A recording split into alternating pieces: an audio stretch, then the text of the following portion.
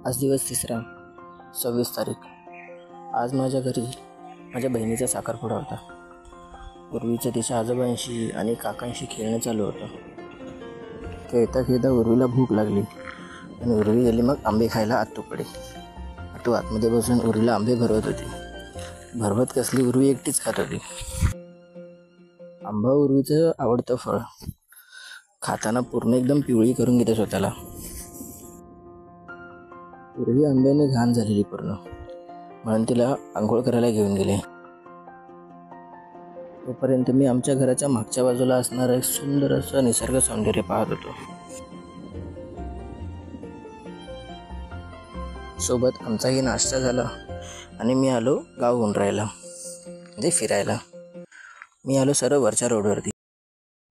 ही आमच्या गावाची कमान म्हणजे प्रवेशद्वार। ग्रामदैवत श्रीदेव नागेश्वर व वालकाई देवी हे असं प्रवेशद्वाराला नाव दिले। प्रवेशद्वाराकडून सरळ आपण खाली जातोय नागेश्वर मंदिराकडे।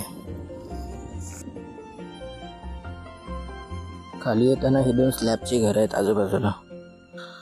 ते बघून असं वाटतंय की आजकाल कौलारू घरं संपतच चालली आहेत।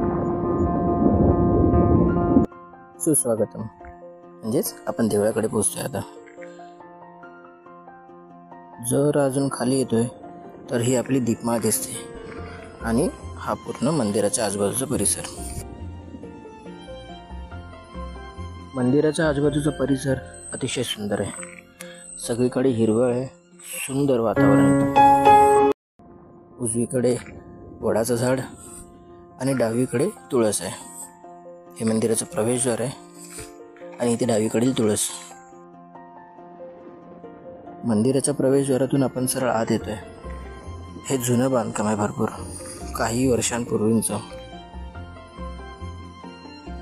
श्री रामनवमी किंवा हनुमान जयंती या दोघांपैकी एखाद कुठल्या सणाला तरी हे मंदिर सजवलं गेलं असावं। आतलं बांधकाम ही बऱ्याच वर्षापूर्वीचं आहे, म्हणजे पूर्ण मंदिरच खूप जुनं आहे। हे मंदिरातले देव आहेत गावपुरुष, कालिका देवी, नागेश्वर, पावनाई देवी आणि ब्राह्मणदेव। या देवांना सजवलं जातं। कधी कोणता कार्यक्रम असेल त्यावेळी ह्या देवांचा मान पहिला असतो। सुंदर असतं बघणं ते दृश्य।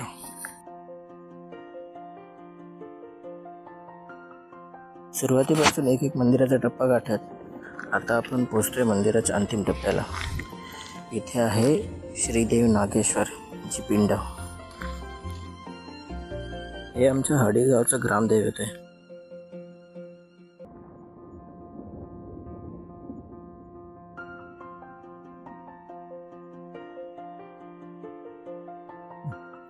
मंदिरांची असली सजावट बघता इथे मुंबईतले डेकोरेटर्स फेल आहेत हे दिसून येतं।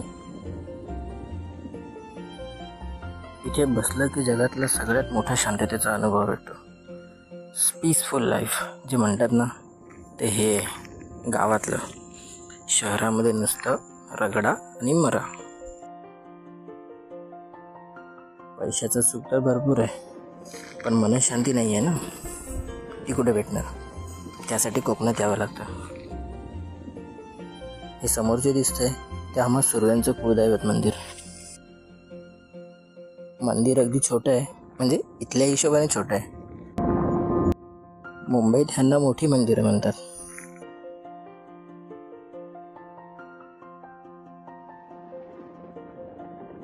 उद्या मी, माझी बायको आणि माझी मुलगी आम्ही 3 जण मिळून इथे येऊ या मंदिरात। दोन्ही मंदिरं दाखवू तुम्हाला की दोन्ही मंदिरं कशी आहेत त्यातून।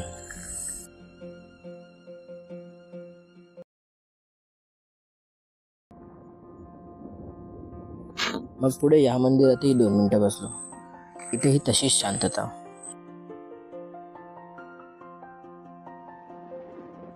घरी आलो आणि सरळ मालवणला जायला निघालो। पूजाचा बांगडी भरण्याचा कार्यक्रम तिथेच होता आणि काही कन्यादानाची भांडी घ्यायची होती, म्हणून मी आणि सिद्धी आम्ही दोघं काकांची बाईक घेऊन गेलो मालवणला।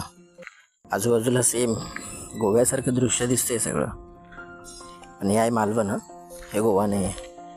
गोव्यासारखं मालवणला करूही नका। टुरिझमच्या नावाखाली जशी गोव्याची वाट लागली तशी मालवणची वाट प्लीज मुंबई करून लावू नका. इथे येत आहे तर इथला निसर्ग अनुभवा, कोकण अनुभवा, इथल्या माणसांशी बोला, इथली संस्कृती जाणण्याचा प्रयत्न करा आणि इथला साधेपणा जपा. हीच एक विनंती आहे.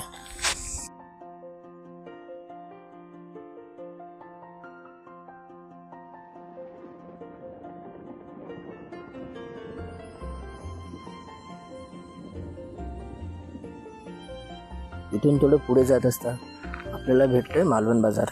आपल्याला तिथेच थांबायचं आहे कारण माझी बहीण वगैरे सगळे तिथेच थांबले आहेत. हा आहे बाजार जे अजून भरपूर मोठं आहे. मी तर एका बाजूला आलो आहे फक्त. 3 महिनेपर्यंत अखेर 4:30 वाजता कार्यक्रम चालू झाला. मध्ये मध्ये लाईट येत जात होती पण तरी आम्ही कार्यक्रम सुरू केला. ही आमची उर्वी आज सर्वांशी खेळते. एक 7-1 महिन्याची आहे. जास्त माणसं बघितली की तिला भीती वाटते आणि मग ती रडायला सुरुवात करते. प्रथेप्रमाणे आधी तुळशीची पूजा, गाराणं वगैरे घालून मग पुढे कार्यक्रम सुरू झाला.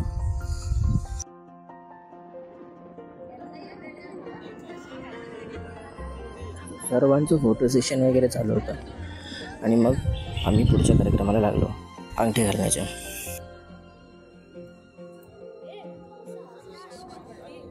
दोघांनी एकमेकांना अंगठ्या घालून घेतले. अंगठ्या घालण्याचा कार्यक्रम फार सुंदर झाला.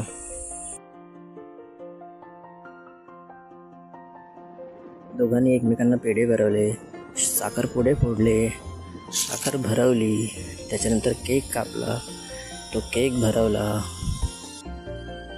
अशा रीतीने साखरपुडा झाला. उर्वीची आतू साखरपुडा संपवून निघाली आणि इथे उर्वीने रडायला चालू केलं. आतूचा जाम लढा लागलेला तिला, म्हणून उर्वीची आई तिला घेऊन गेली पळत आतमध्ये. रडून रडून शेवटी उर्वी दुसऱ्या आतूकडे जाऊन शांत राहिली. भेटू पुढच्या व्हिडिओमध्ये. तोपर्यंतसाठी येताच फिरक.